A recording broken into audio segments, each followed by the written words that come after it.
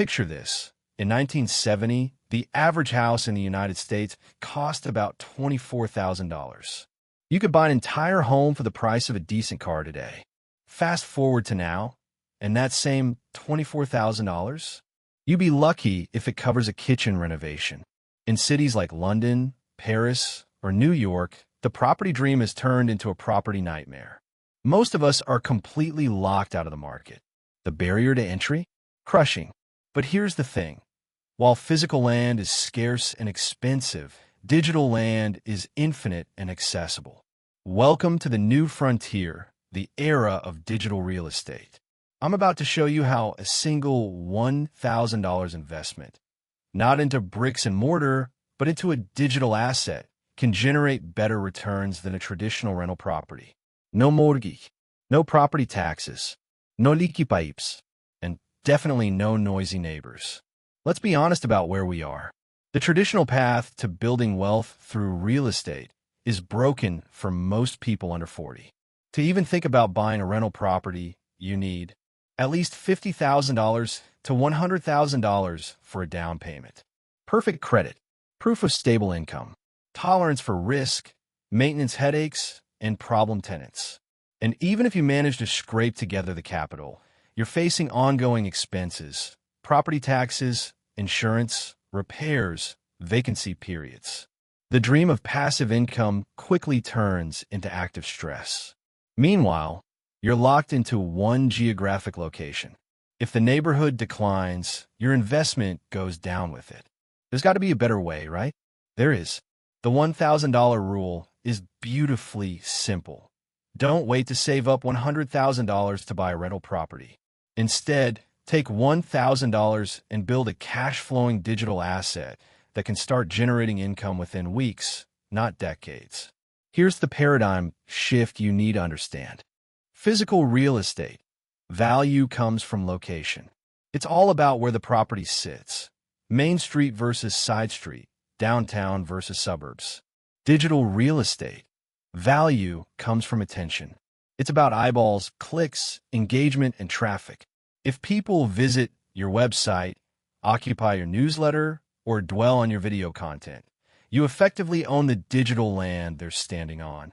And just like a traditional landlord collects rent, you can charge rent in the form of advertising revenue, subscription fees, or sponsorship deals. Let me break down 3 high ROI digital properties you can build right now. Property number 1, YouTube channels, the commercial plaza. Think of a YouTube channel as a commercial shopping plaza. Each video you create is like a storefront. Once it's uploaded, it works for you around the clock, 24 hours a day, 7 days a week. The ROI, a single video that costs you $200 to produce, equipment, editing software, maybe some stock footage, can generate AdSense revenue for years. You're not just a content creator. You're a real estate developer building a high-traffic digital district. The more quality videos you add, the more valuable your property becomes. People discover your old videos through search and recommendations, meaning content you made months or even years ago continues to bring in new visitors and revenue. That's passive income at work. Property number 2, newsletters, the gated community. Platforms like Substack, Beehive, and ConvertKit have turned email newsletters into the new luxury real estate. Why? Because you actually own the data. You control the relationship with your audience. Here's the crucial difference. Social media is rented land. Instagram, TikTok, Twitter, the algorithm can change overnight and evict you for visibility. But an email list? That's a private estate. Those subscribers are yours. Nobody can take them away. The ROI. Once you build up around 5,000 engaged subscribers, you can start commanding premium sponsorships. Companies will pay anywhere from $500 to $5,000 per sponsored email, depending on your niche and engagement rates. Write 1 email per week, land 2 sponsors per month, and you're looking at serious monthly income from an asset you built for under $1,000. Plus, you can offer paid subscriptions for exclusive content.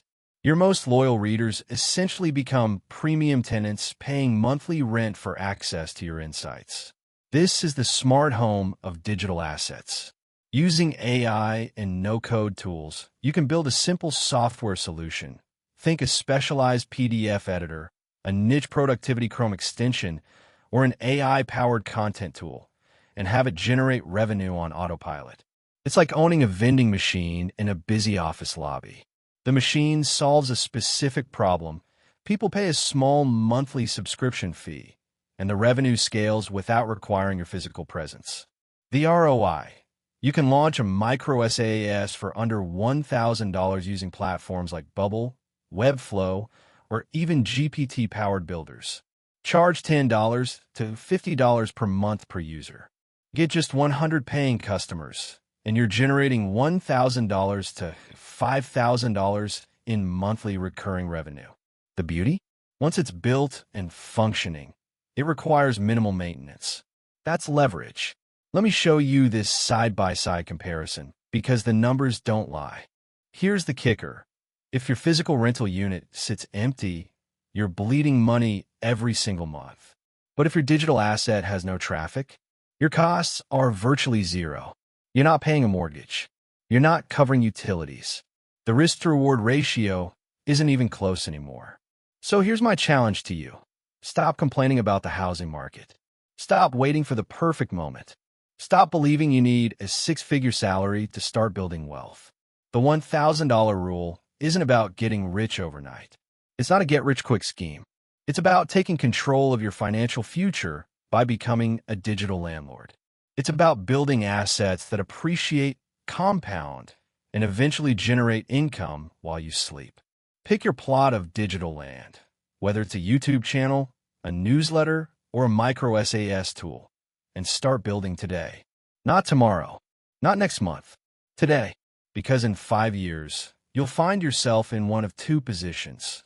You'll either still be paying rent to someone else, or you'll be collecting it yourself. The choice is entirely yours. So tell me, which digital asset are you building first?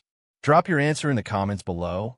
I read every single one, and I'll personally reply with advice tailored to your situation. If you found value in this video, smash that like button and subscribe to join this community of builders and future digital landlords. We're just getting started. See you in the next one. Now go build your empire.